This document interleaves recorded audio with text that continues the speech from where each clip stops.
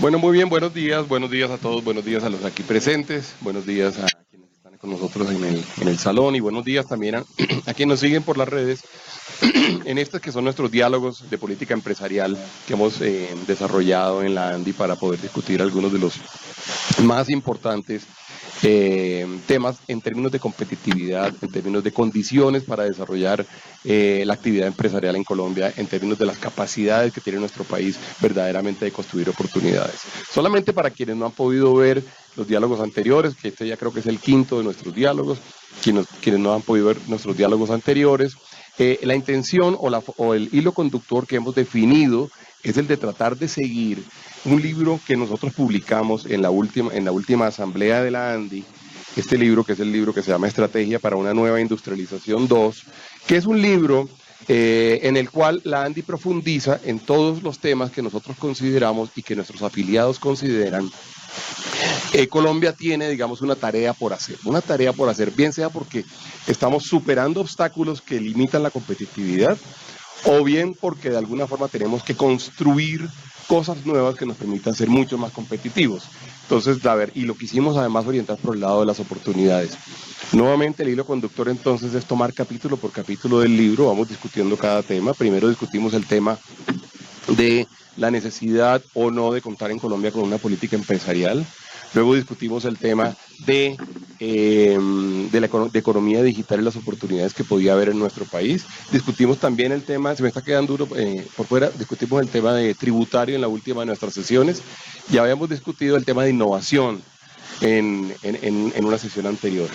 En ese orden de ideas, digamos, siguiendo con el orden de nuestro libro, hoy vamos a hablar del tema de infraestructura y vamos a hablar de qué tan importante es la infraestructura, cómo estamos en infraestructura, cuáles son nuestros retos, qué deberíamos hacer que no estamos haciendo, qué estamos haciendo bien. Lo que hacemos normalmente es invitar a un par de personas, amigas de la ANDI, analistas externos, que nos puedan comentar, digamos, en forma abierta sus opiniones, y invitamos también a una persona de la ANDI que es experto en el tema. Entonces tenemos en este momento, y quiero presentarles a ustedes, a Pedro Blanco. Pedro Blanco es ingeniero, Pedro Alfonso Blanco, ¿te gusta que te digan Pedro Alfonso? No, o Pedro Blanco, que es ingeniero industrial de la Universidad de Antioquia y tiene maestrías en universidades en España y en Argentina. Es el director de operaciones del grupo Nutresa, es decir, está metido como del negocio de galletas, está metido verdaderamente en el tema de la logística. Tienes el micrófono cuando vas sobre todo para que se oiga en las redes, okay. Es importante que usemos los micrófonos. Es experto en temas de logística y de transporte y es profesor además de estos temas en la Universidad de Antioquia, la Universidad de AFIT, la Universidad Pontificia Bolivariana. También está con nosotros Álvaro Rodríguez, que es abogado de la Universidad Católica, es especializado en Derecho Marítimo y Portuario, lo cual, digamos, entre otras cosas, toca muy fuertemente uno de los eslabones más importantes de la cadena logística del país. Es presidente del grupo empresarial Ventura y tiene especializaciones en manejo de puertos en Holanda y en los Estados Unidos. Ha sido asesor del sector marítimo y portuario en diferentes compañías del sector y también profesor de la Universidad Jorge Tadeo Lozano. Está con nosotros Edgar Higuera, que es además el experto en la ANDI, es la persona que maneja el área de infraestructura y el tema de logística.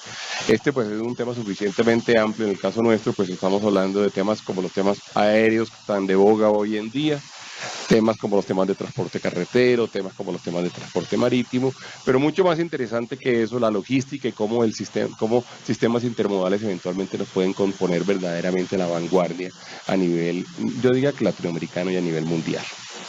Dicho esto, voy a retomar algunos y voy a hacer como una introducción a algunos comentarios, digamos, respecto del estado actual de Colombia en términos de logística. Ayer justamente salió el nuevo informe de competitividad, en donde, y lo vimos en algunos de los periódicos, hasta hoy en día lo hemos visto, en donde se dicen varias cosas. El primer dato, que es un dato además nada alentador, es que Colombia perdió 5 puestos en términos de competitividad a nivel mundial dentro de 138 países. En el reporte del año 2016-17 son 138, en el año 2017-2018 son 137 países. Es curioso que un reporte de esto saque un país, pero bueno, en este caso seguramente hubo dificultades en la recolección de la información. Colombia era país número 61 en términos de competitividad en el informe del año 2016 en el informe de este año somos el número 66. Esta es una noticia pues regular, porque evidentemente una de las luchas más importantes que Colombia tiene que dar es la lucha de volverse más competitivo. Hay entidades que además se dedican a eso casi que exclusivamente, y de alguna forma lo que tenemos en este momento, digamos, es un retroceso que para nada nos deja pues, contentos y que sin duda debe tener algún llamado de atención. En el área de infraestructura, el informe, digamos, además, nos colocaba en el año 2016 en el puesto 84. Pues bien, en el año 2017 bajamos el puesto 87, perdimos 3 puestos.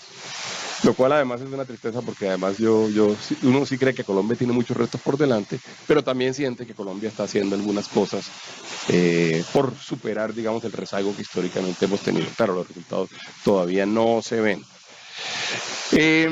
También, digamos, yo quisiera darle como otros 2 datos adicionales a ustedes.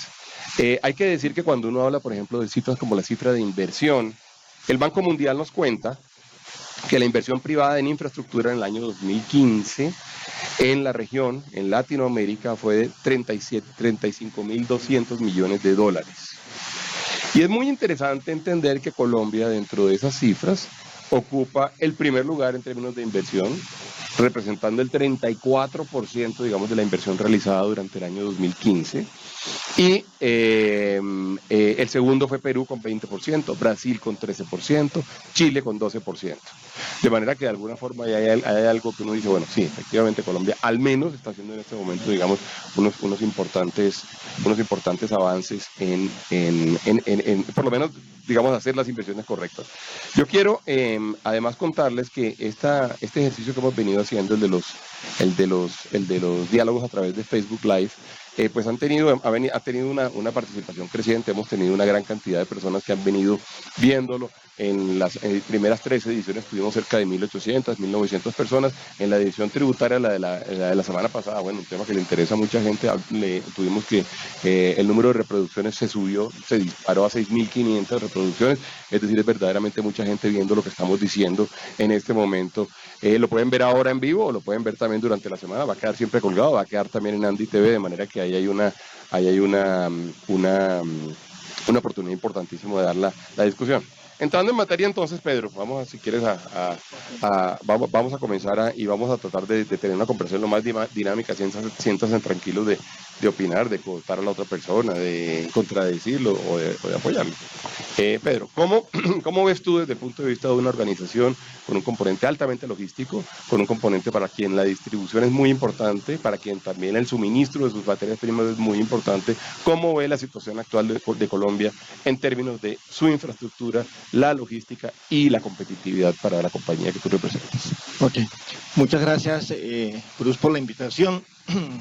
Para Grupo Nutresa, para nosotros es muy importante estar aquí en este evento, y a la vez yo aprovecharía para invitar en general al sector empresarial del país a que lea y estudie muy juicioso este documento, porque es el segundo documento que tengo la oportunidad de leer completamente, y yo creo que uno queda con un marco conceptual, estratégico muy claro de lo que tiene que hacer el sector empresarial en el país y lo que tenemos que hacer los empresarios dentro de las empresas para mejorar la competitividad de nuestros negocios. Yo empezaría y trabajaría un poco para que tengamos un contexto, el por qué el país no mejora en el ámbito de competitividad.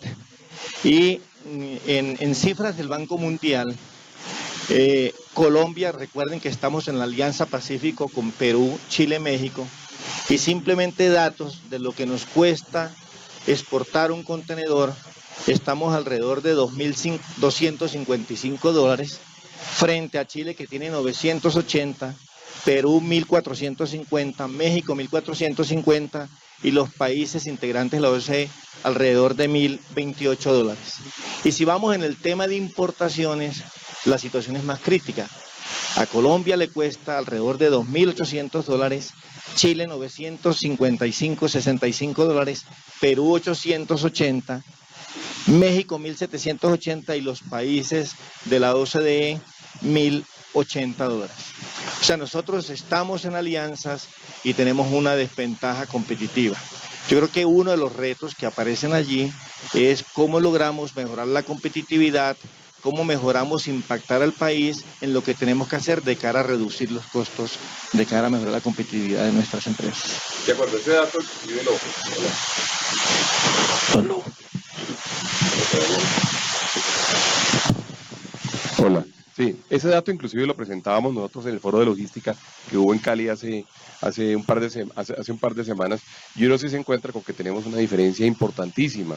Y ahí estamos hablando del dato de importación y exportación. Hay un dato que al final termina siendo significativamente más dramático, todos lo conocemos, que es el dato de cuánto vale, digamos, todo el manejo interno y cuánto vale la logística interna. Seguramente vamos a poder entrar en ello también.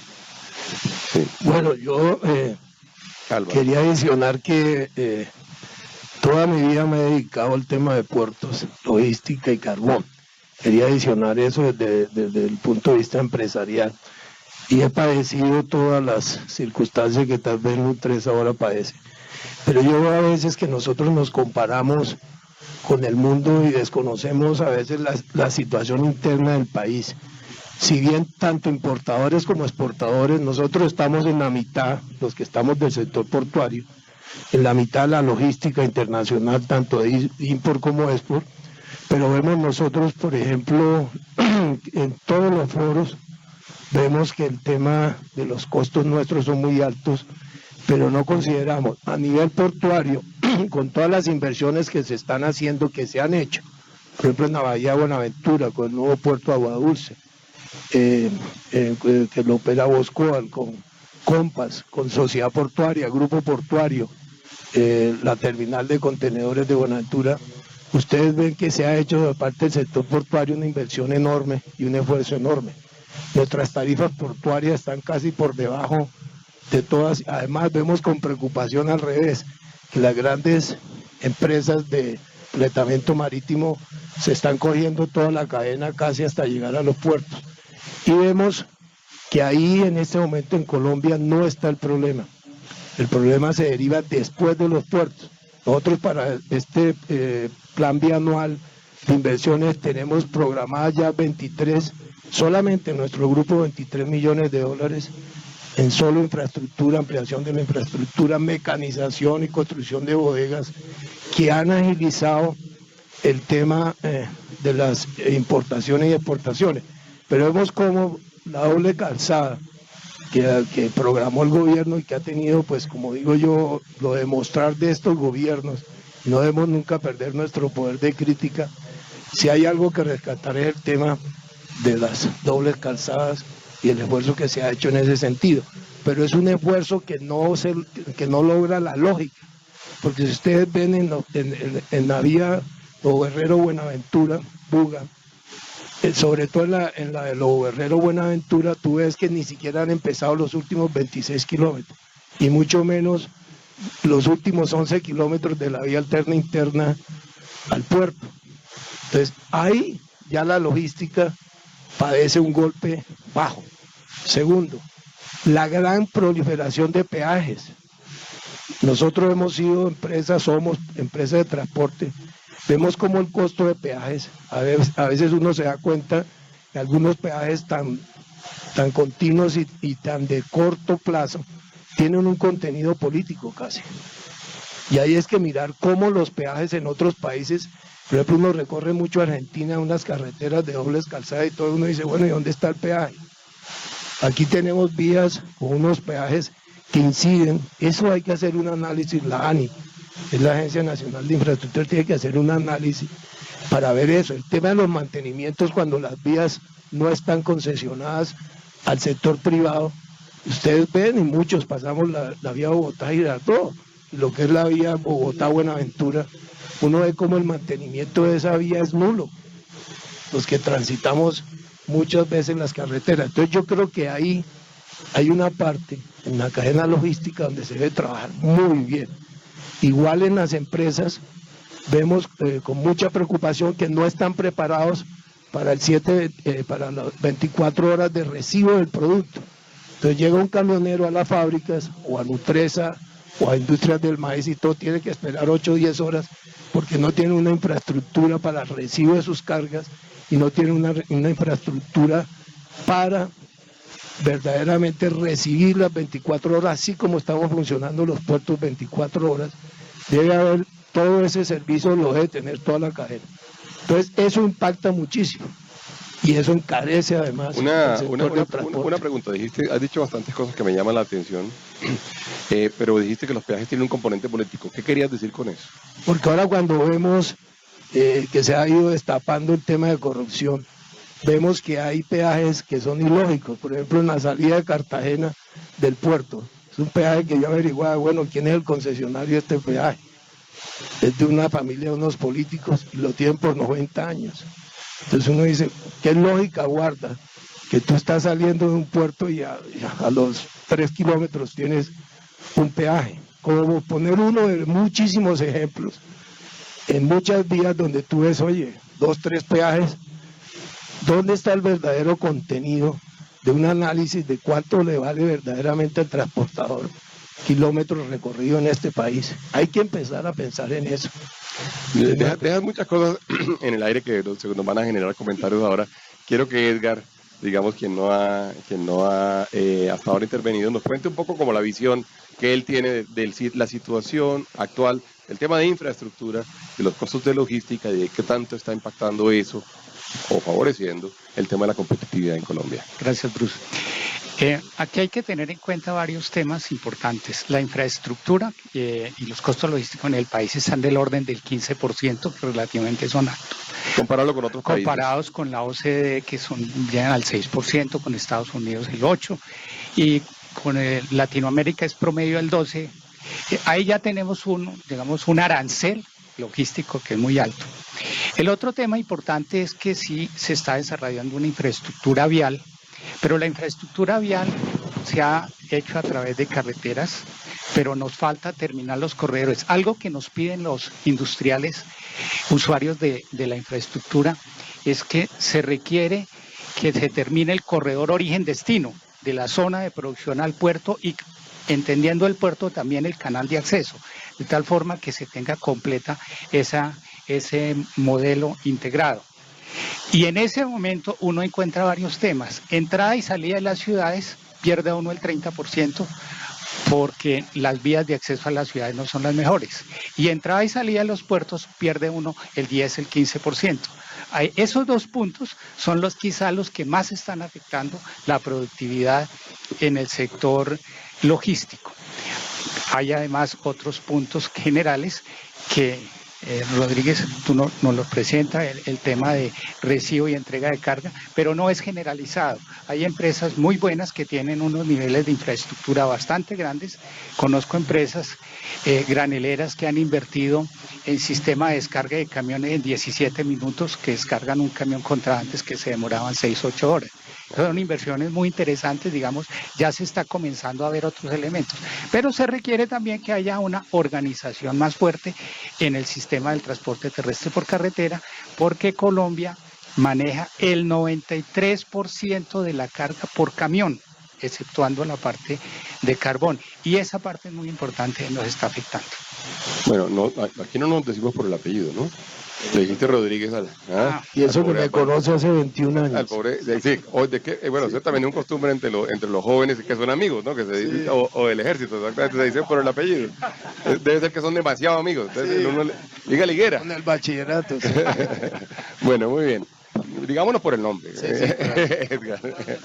Sí. Muy bien, muy bien. Bueno, pero hay varias cosas, digamos, y dijiste un par de cosas interesantes, Álvaro, que a mí me quedan sonando. Te quejabas del tema de los peajes, lo hiciste como en 3 o 4 ocasiones en diferentes momentos, sí. Y decías que hay que ver cuánto se impacta los costos del transporte. En una sociedad como la colombiana, en la cual, más allá de quien tiene un peaje o quien tiene una carretera en particular, en la cual las carreteras o la construyen los privados o la construyen los públicos, si la construyen los privados, pues tienen que tener una forma de repago, y la forma de repago es una de dos: o el Estado le da los recursos, digamos, a fondo perdido, o hay peajes. De manera que ahí tenemos como un reto complejo, porque nosotros estamos en un estado, digamos, apenas naciente o incipiente de construcción de infraestructura, que es el estado que quizás tuvo Francia hace 60 años o que tuvo Alemania después de la Segunda Guerra Mundial, de manera que nosotros estamos pagando obras nuevas, ellos apenas están manteniendo y amortizando algunas obras muy antiguas, ¿no? Y ahí tenemos una discusión muy grande que, por cierto, es una discusión muy común cuando hay, por ejemplo, los paros camioneros o cuando hay las discusiones grandes con el sector transportador. Dicho esto, digamos, y ahora si quieres... hago un poquito de énfasis en eso. Si quieres. Énfasis has hecho. Si quieres lo puedes hacer, pero bueno, Pedro, hablemos un poquito. Cuando tú comparas, por ejemplo, una organización como la de ustedes que tiene presencia en tantos países, Nutresa es una multilatina. ¿Cómo compara Colombia, digamos, versus los otros países en términos de un sistema o de un ecosistema que funcione o que no funcione o que sea costoso para la competitividad de los productos que ustedes producen o que ustedes eventualmente exportan? Entonces, ¿qué han logrado analizar allí? Sí, yo creo que lo que está pasando en nuestro país, voy a tratar de dar, a mí me gustan mucho las cifras, que además quiero hacerle un reconocimiento a la Cámara de Logística e Infraestructura de la ANDI, porque si por algo se ha preocupado esta Cámara, es por darnos referentes globales en el ámbito de la competitividad. Y eso es muy importante porque uno es tan bueno en la vida, depende con quién se compare. Sí, exacto. Eso es así, Sí. ¿cierto? Entonces, en ese ámbito, cuando uno hace esas evaluaciones y compara nuestro país, que estoy de acuerdo con Álvaro, que hemos hecho grandes esfuerzos en el tema portuario, eso no lo puede uno desconocer. Y mencionaste el caso de Argentina en los peajes, en corredores de 100 kilómetros, el costo de Colombia es 5 veces superiores al costo de peajes de Argentina y 2 veces al chileno, por ejemplo. Pero en el país nos hemos focalizado en desarrollar un tema de infraestructura para desarrollar el modo carretero. En cifras del Centro de Estudios de Estrategias Competitivas de la Universidad Rosario, entre el 2010 y el 2014, se encontró que el 88% de la inversión pública está para el modo carretero. Solamente el 1% de la inversión al modo fluvial y férreo. Y cuando uno compara los costos de mover 1 tonelada kilómetro en el modo carretero, que vale 91 centavos de dólar, versus lo que cuesta en el modo férreo, que vale 5.5 centavos, se dice, bueno, en Colombia, ¿qué le estamos apostando? A desarrollar lo que cuesta más. Y por eso nosotros no somos competitivos en el ámbito cuando uno se compara. Cuando uno se compara en Centroamérica, por ejemplo, los costos de logística son aproximadamente la mitad de los costos que tenemos en el país, los que mencionó Edgar, del 15%. O sea, ¿estarías de acuerdo con el comentario de Edgar de que tenemos un arancel logístico? Un arancel logístico que juega en contra de la competitividad.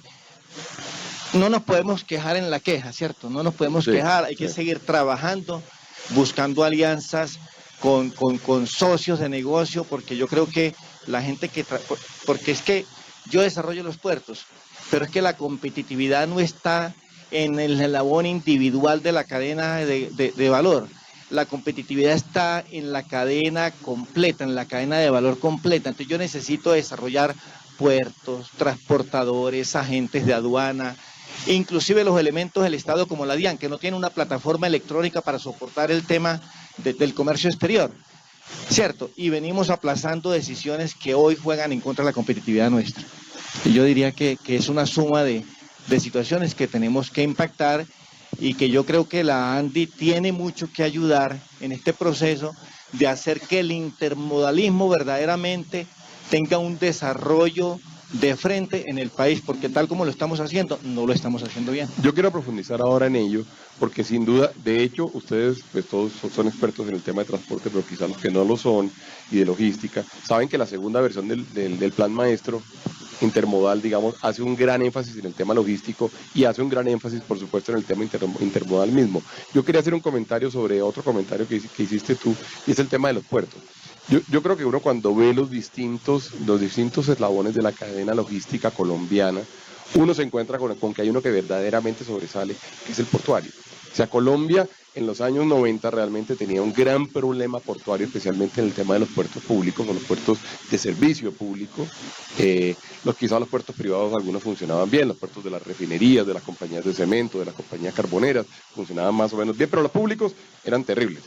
Bueno, se produce, digamos, la famosa ley primera, se hace todo el trabajo que se hace para el desarrollo de puertos, y lo cierto es que hoy en día Colombia cuenta con una cantidad de puertos, muchos, no sé cuántos puede uno contar, digamos, de servicio público hoy en día.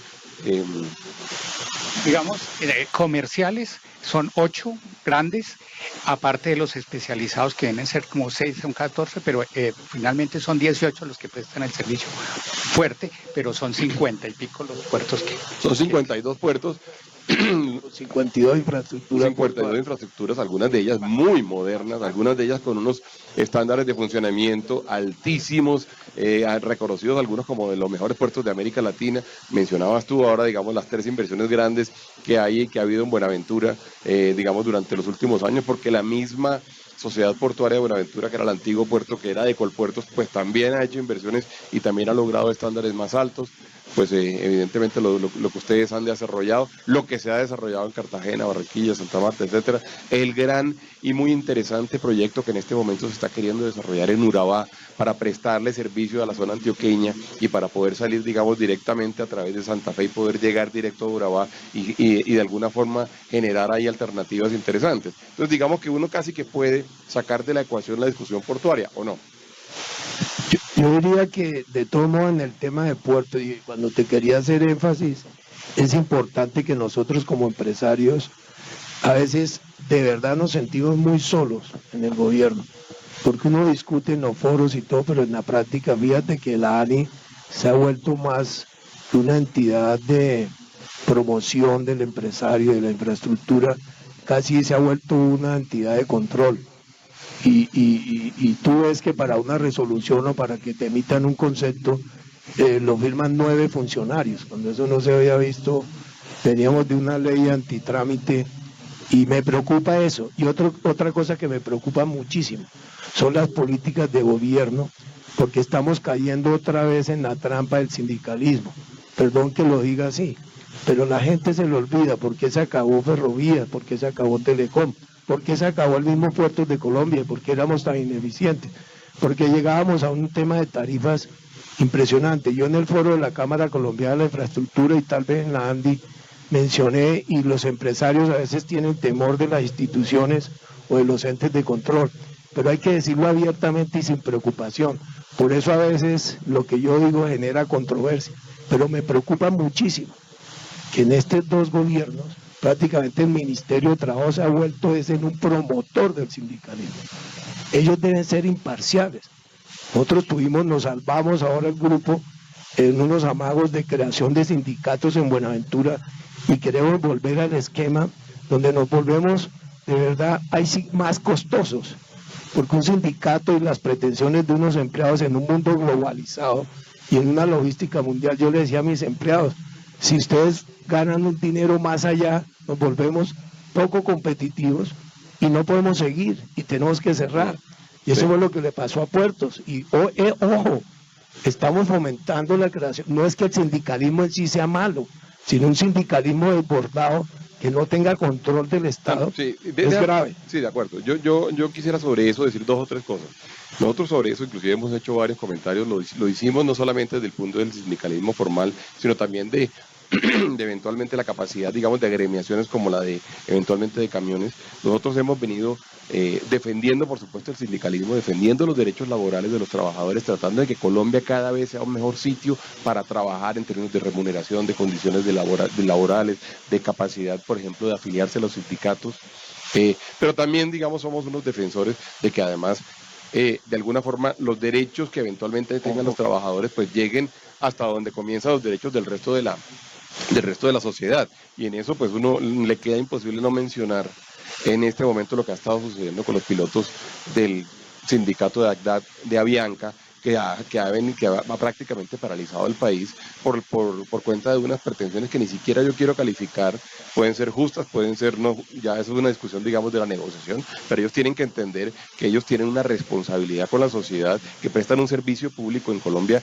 Ese servicio público termina siendo esencial porque Colombia depende en gran medida del transporte aéreo, de manera que sí, como cuando se lo dijimos también a los transportadores de una o de dos asociaciones que decidieron parar el país porque ellos querían tener unas condiciones mejores, pues en 2 o 3 temas. En eso tienes toda la razón y ahí tenemos que nosotros ser conscientes de que tenemos que trabajar todos juntos para que se produzca el desarrollo empresarial al tiempo que se produzca el desarrollo, por supuesto, en las condiciones laborales de los trabajadores. Eso tiene que ir de la mano, eso no puede ser contingente. Tenemos algunas preguntas que me entran por las redes. De hecho, ustedes me ven escribiendo aquí, yo le voy contestando a la gente, voy haciendo comentarios sobre lo que ustedes dicen, pero por ejemplo, Simón Bright dice, ¿por qué los empresarios de Colombia no han apoyado reorganizar las líneas férreas, viendo que los fletes, la gasolina, etcétera, se han convertido en un obstáculo mayor a la hora de querer llevar mercancías al territorio nacional? ¿Y cómo creen que se debería impulsar la creación de una empresa ferrocarril como la que tienen los principales países del mundo? De alguna forma lo tocaron ustedes en algún momentico, no sé cuál se lanza, digamos, a hacer como uno. Por favor, Pedro. Yo hago un comentario al respecto y ahí me gusta mucho hablar de cifras para que entendamos la dimensión de lo que tenemos que hacer en este país. En el mismo estudio de la Universidad del Rosario, entre el 2010 y el 2014, la inversión con respecto al PIB de desarrollo del modo férreo y fluvial fue del 0.09%, ni siquiera el 0.1%. Y la inversión en el modo carretero fue del 4.85% del PIB. O sea, le estamos haciendo una apuesta donde más costosos somos. Entonces, ¿dónde está el reto? Ahora, frente a esa pregunta específica de qué hacer, preparando para este conversatorio, pues yo desarrollé como una propuesta exactamente que va para eso. Para poder desarrollar el transporte intermodal, que además tiene un desarrollo muy importante en el capítulo de infraestructura hacia una nueva industrialización 2, publicado por la ANDE, que yo invito nuevamente a que se estudie, porque me parece que hay unos elementos que hay que tener en cuenta que son muy importantes.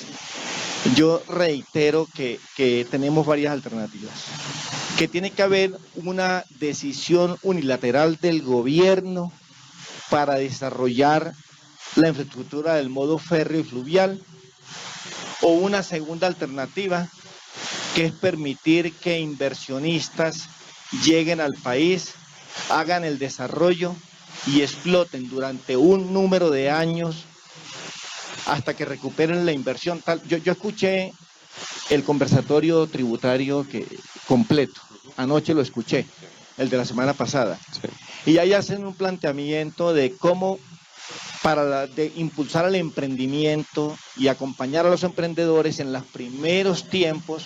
Hay que tener una diferenciación tributaria para propiciar el emprendimiento.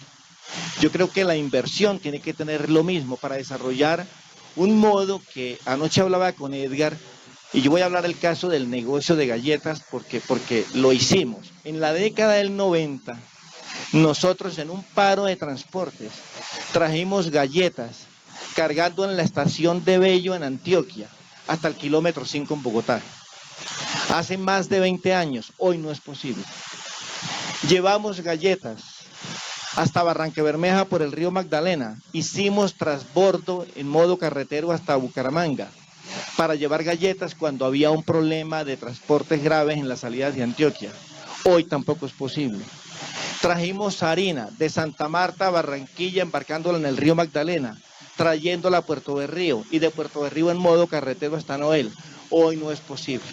O sea, el intermodalismo ha subido un retraso que necesitamos resolver.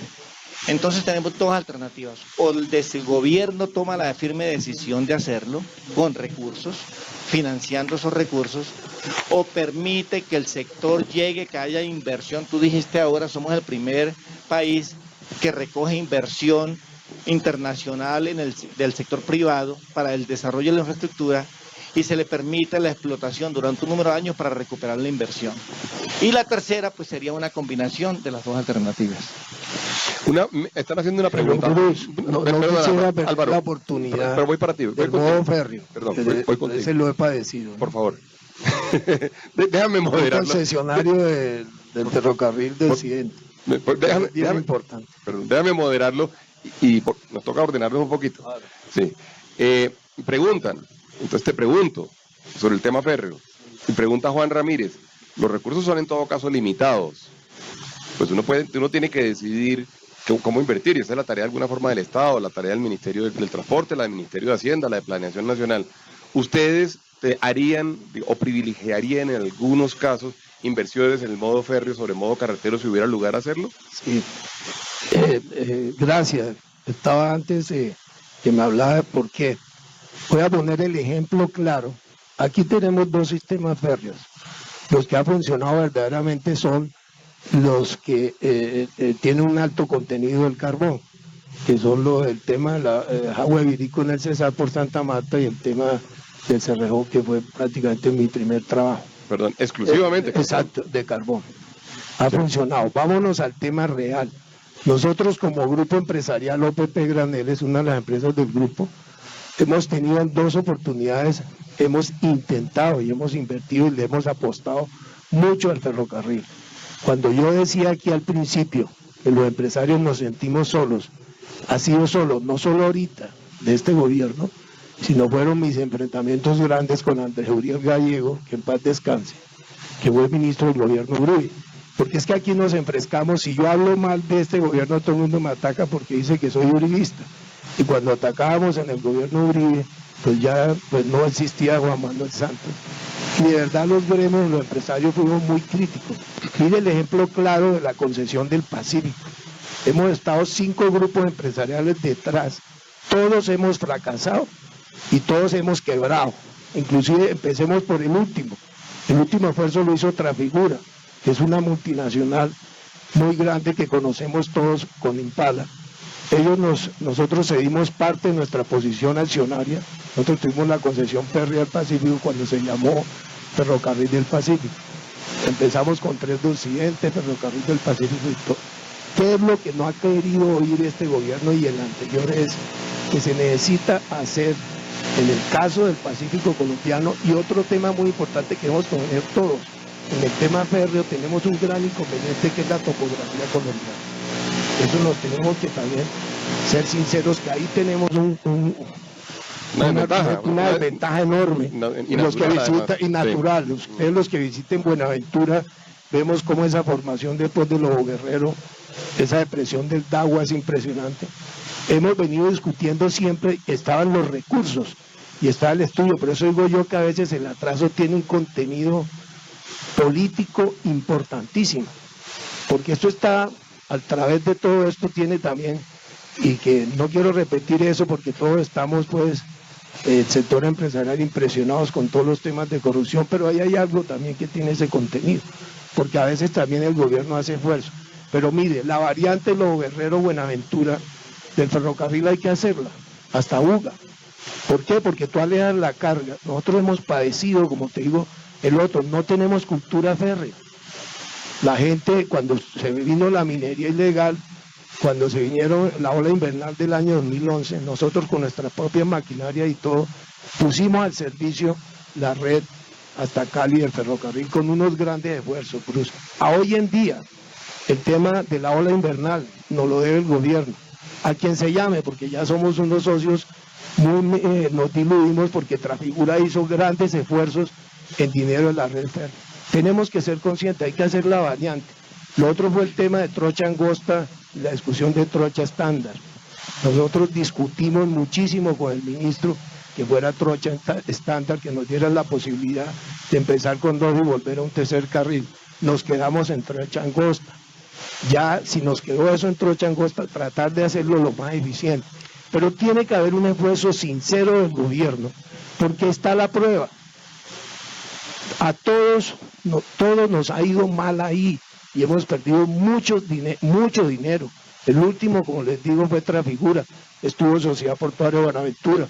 Entonces hay que hacer seriamente la variante Lobo Guerrero Buenaventura, si bien se quiere en trocha angosta, porque ya toda la vía quedó en trocha angosta, Nosotros, y quiero decirte, hace no mucho, en el año 2000 tuvimos operaciones de carbón hasta la Tebaida, desde Buenaventura, creamos un contenedor open top, nos íbamos con granel y teníamos la flota y lo mostramos y ahí están los videos, que sí se puede, pero la ayuda del gobierno tiene que ser decisiva, la cultura férrea tiene que volver. La gente usa el ferrocarril cuando hubo la minería ilegal para poner los muertos, para generar los derrumbes. Si tú ves en las ciudades, todo el mundo invade las áreas de... Entonces no hay esa cultura, hay que crear la policía férrea para defender los recursos que tenemos. Entonces, ahí tiene un contenido político, cuando yo me refiero a eso es en sacar adelante un verdadero proyecto, porque es increíble que no tengamos un modo férreo. Bueno, pero vamos a hacer una cosa, voy con Edgar, pero vamos a hacer una cosa, ya llevamos 2/3 partes del diálogo o de la conversación. Ya nos hemos quejado de bastantes cosas, entonces el gobierno no ha puesto atención en el tema de la inversión férrea, tenemos un tema que nos afecta porque tenemos peajes altos y evidentemente eso afecta, digamos, la competitividad, los costos nuestros de, por lo menos de los puertos hacia los centros de consumo, los centros de productos son particularmente bajos. Alguien nos pregunta y nos dice aquí, bueno, y si la topografía es tan difícil, ¿por qué no se concentran un poco más en los ríos? Quisiera que le gastáramos el último tercio de esta conversación a hacer propuestas, a decir qué podemos hacer, cómo lo podemos hacer. ¿Estamos preocupados? Preocupados estamos. Pero ¿qué podemos hacer? Edgar, por favor. Bueno, yo quiero anexar un tema sobre el intermodalismo que es muy importante. Como propuesta. Como propuesta, sí. ¿Por qué? Porque, como decía, siempre manejamos toda la carga básicamente por camión.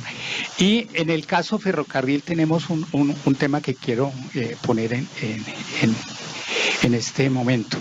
Las líneas férreas están aportando anualmente 140.000 millones por contraprestación de uso de la línea férrea. Y esa plata se está usando, en el 100% se le entrega a la ANI y se está usando directamente para funcionamiento. Sin embargo, los estudios dicen no hay carga. Y la carga la hay. Lo que no hay es la inversión. Si estos recursos se utilizaran en la inversión, en 5 años teníamos renovada la línea férrea, porque esa plata existe. Son 140.000 millones anuales que se pagan el grupo carbonero por el uso de las líneas férreas y debería estar en las líneas férreas. Ese es como un punto importante que tiene que analizar. ¿Sabes? ¿Tienes información de hacia dónde está yendo ese dinero? Sí, ese del 100%, 106.000 millones van al funcionamiento de la ANI en apoyo a puertos, aeropuertos y administración de carreteras. Bueno, oigamos esa cifra y tengámosla presente. Es decir, sí, un recurso que se está en este momento, que proviene en este momento de la utilización de la parte que se puede utilizar de los ferrocarriles, efectivamente no está siendo utilizado más en los ferrocarriles, que es un poco lo que pasa también a veces con los dineros de las concesiones portuarias y el uso de los canales, ¿no? Que no termina reinvirtiéndose en canales, en dragados, en que los puertos sean más competitivos. A veces tenemos problemas con las dársenas de operación de Buenaventura, tenemos problemas con el dragado en Barranquilla, y uno diría, bueno, ese dinero debería eventualmente poderse invertir de esa forma adelante. Okay. El segundo punto que vale la pena mirar acá es el nivel de servicio de las concesiones. Digo el nivel de servicio porque encontramos varias cosas. En un estudio que se hizo en la ANDI precisamente sobre peajes, los peajes no son electrónicos y llevar carga del centro del país a la costa se pierden 2 horas y media pagando peajes.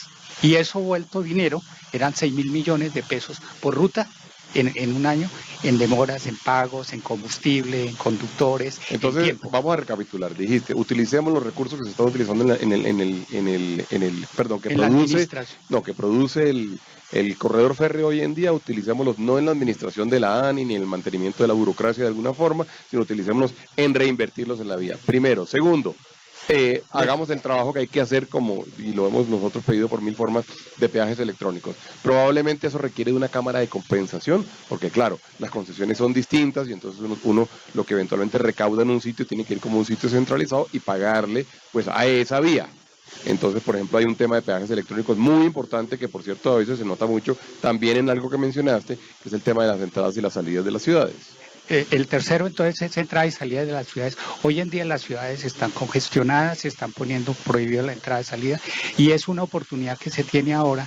Si vuelve y entran las líneas férreas, Pedro lo comentaba, que el centro de consolidación del kilómetro 5, por ahí entraba toda la carga, volvería a poder entrar de esa forma a ser un elemento de entrada y salida de la carga a la ciudad. El segundo punto. El tercer punto Perdón es... un segundo sobre eso, Edgar. Sí. ¿Tú opinas que a cargo de quién debería estar y la responsabilidad de quién debería ser en entradas y salidas de las ciudades? ¿De las ciudades o del sistema nacional? Yo creo que eso es una integración de las dos partes, porque es que las empresas están en las ciudades, el consumo en las ciudades y la integración es con las vías nacionales, pero debe haber una política clara que designe unos recursos. Paréntesis, los dos comentaron y dijeron algo. ¿Qué opinan ustedes dos sobre ese tema de entradas y salidas de ciudades? Yo creo que definitivamente para el tema logístico, pues obviamente debe haber una política de gobierno apoyada en el sector privado, y es hacer igual los mismos centros logísticos fuera de las ciudades. Eso está clarísimo. En Bogotá tenemos un reto gigantesco sí, con la famosa calle 13, que además, por cierto, que es una locura y que necesita soluciones relativamente pronto, y pasa mucho en otras ciudades, ¿no? Sí, tú querías decir algo. Yo volverlo un control. Estoy de acuerdo con lo que Edgar plantea, porque yo creo que esa comunicación origen-destino que garantice el flujo de bienes de consumo y niveles de servicio desde y hacia las ciudades rurales es clave. Entonces, me parece a mí que ese es un punto bien importante y ahí tenemos unos cuellos de botella que son los que finalmente están afectando la competitividad en eso. Bien, Edgar, más propuestas. El tercero es que hubo una inversión primaria en el río Magdalena para volver al intermodalismo. Hay una nueva licitación y hay que hacerle unos ajustes de tal forma que el río tenga la posibilidad de manejo, pero que se hayan inversiones también en los terminales y las vías de anexa que conecten los terminales portuarios fluviales con las vías nacionales. Es importante para generar el intermodalismo. Pedro, por favor. Sí, yo quería agregar que ya hicimos una propuesta, Edgar resumió, pero hay una propuesta clara frente qué hacer frente al intermodalismo. Yo creo que necesitamos también implementar la liberación de los precios de mercado para el transporte y dejar que sean las reglas de oferta y demanda las que rijan los costos del transporte, desmontar el congelamiento del parque automotor, que es muy importante para mejorar la competitividad. El desarrollo de la competitividad del transporte pasa no solamente por el sector transporte como tal, sino por toda la cadena de valor. Ahí los empresarios tenemos que jugar un papel muy importante. Nosotros estamos convencidos que la logística tiene que funcionar 7x24 y así me olvido de los usos horarios del mundo. Si yo funciono 7x24, no me debe importar qué horario es en la China, qué horario es en Australia, qué horario es en Europa, porque yo funciono 7x24. Nosotros en el negocio de galletas, particularmente dentro del grupo Nutresa, somos unos convencidos. Nuestras operaciones funcionan 7x24. Hacemos sudar los activos 7x24. Hace unos años McKinsey hizo un estudio para un operador logístico internacional que iba a entrar al país y encontró que si ese operador logístico funcionaba solamente con la luz del día, necesitaba el doble de la infraestructura que si funcionara 24/7. Entonces, esa mera conclusión de McKinsey, que fue real para un operador logístico de talla global, de los más grandes del mundo, que iba a entrar a nuestro país, tenemos que llevarlo a nuestras empresas. Nuestras plantas tienen que funcionar 7x24. Nuestros procesos tienen que funcionar 7x24. Pero no solamente el sector empresarial, el sector público también.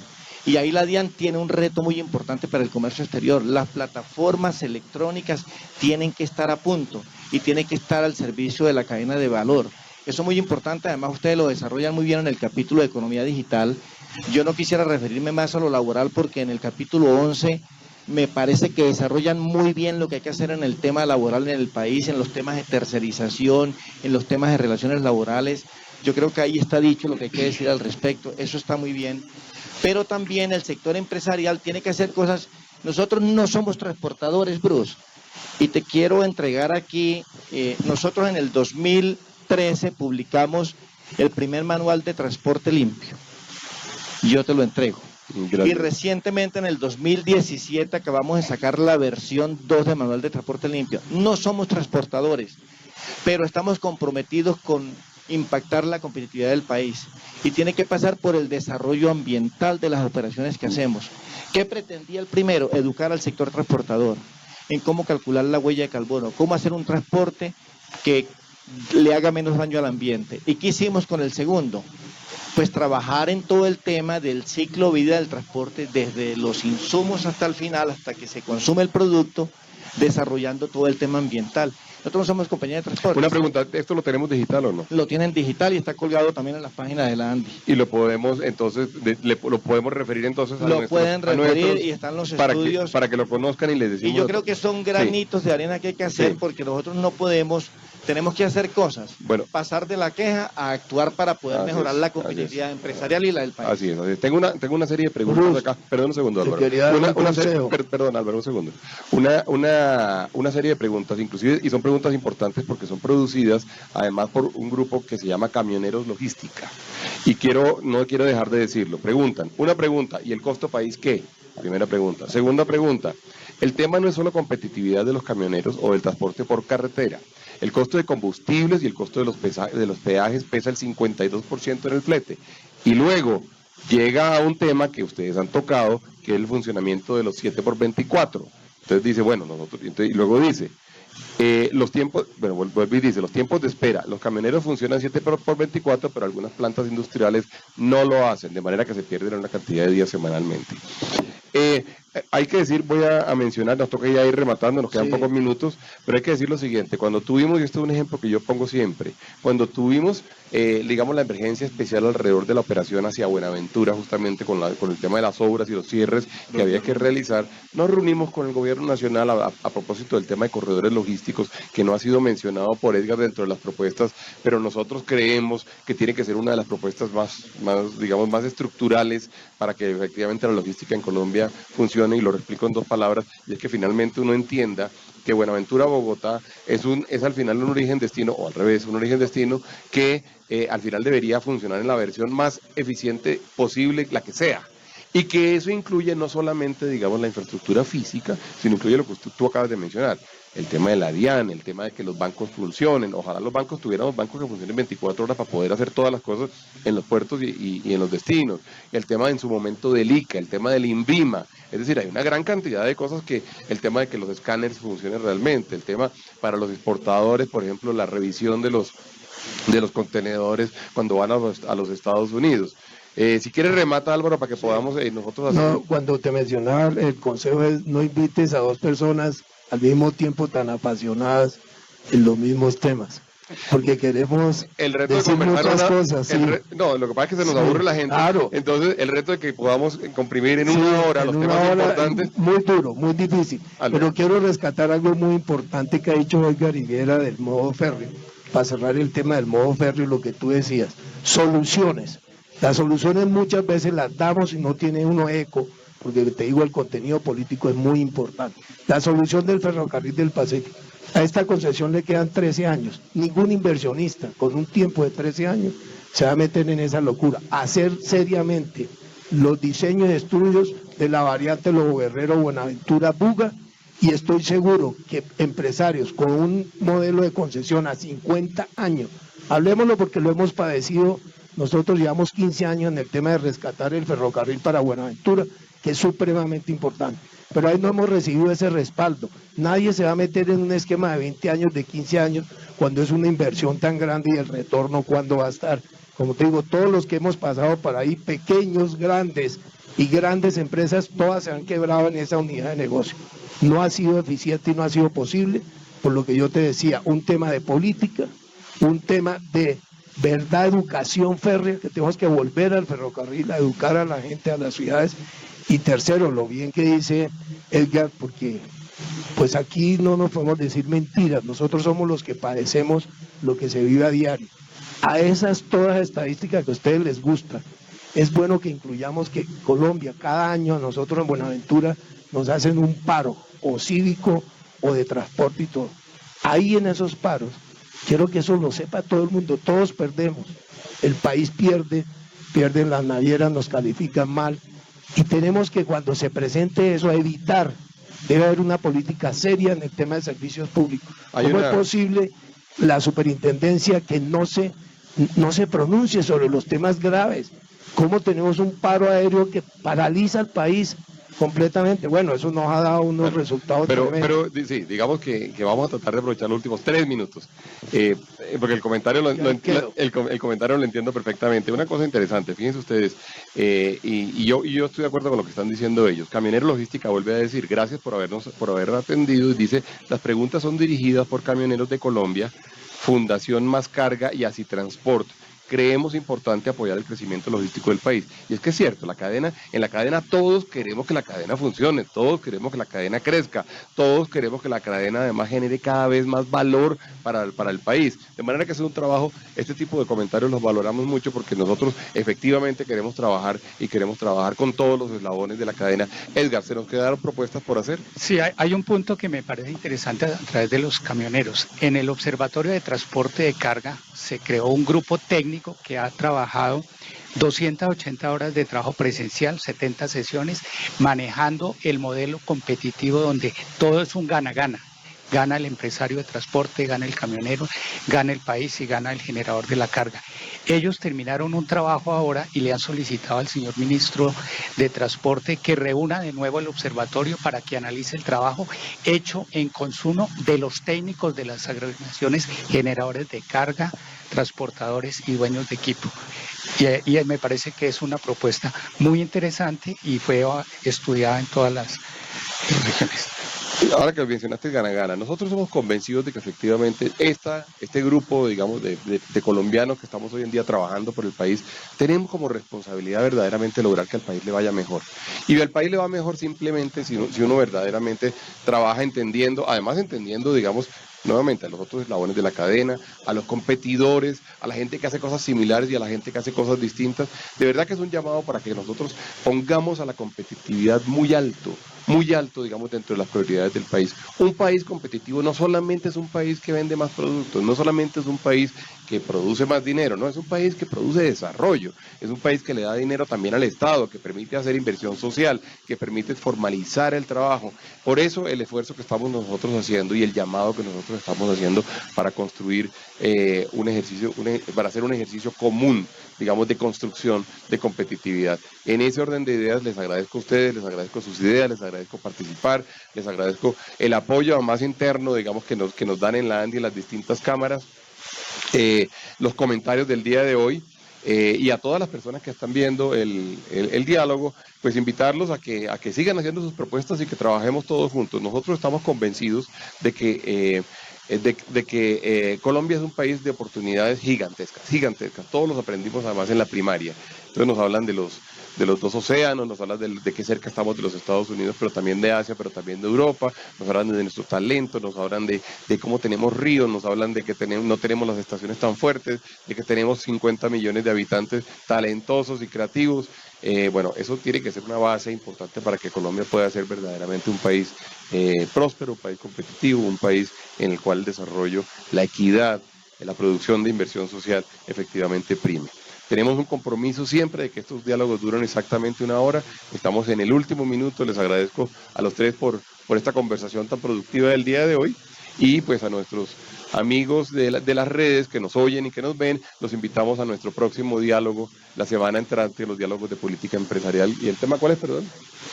Vamos a hablar de crecimiento verde nada más ni nada menos, vamos a hablar de economía circular, vamos a hablar de todas las oportunidades que tiene nuestro país. Fíjate, el transporte, lo que tú nos mostrabas ahora, Pedro, la verdad es que nosotros ahí tenemos una oportunidad grande. Les agradezco a todos por habernos acompañado el día de hoy. Gracias. Muchas gracias. Gracias.